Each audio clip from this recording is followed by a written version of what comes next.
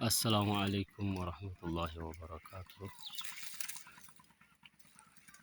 ውድ ተመልካቾቼ ተመልከቱ፣ ይሄንን ሀገር ማለት ነው። ይሄ ታች አብረሂሞ ይባላል።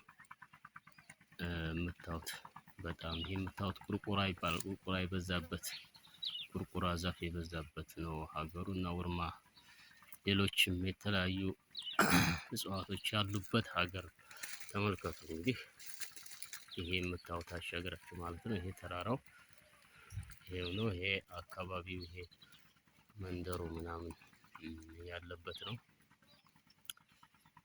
እንደምታዩት እንግዲህ ተመልከቱ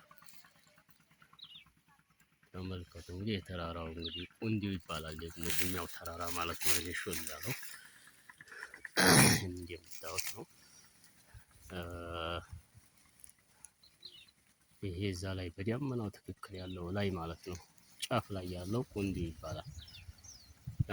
ተመልከቱ በቃ እንግዲህ አዎ ያ ማዶ ደግሞ ተራራ አዲስ አበባ ይባላል። ትንሽ አንዳንድ ቤቶችና መንደሮች ምናምን ያሉበት ማለት ነው። እና ይሄን ሀገር ተዋወቁ፣ ተመልከቱ።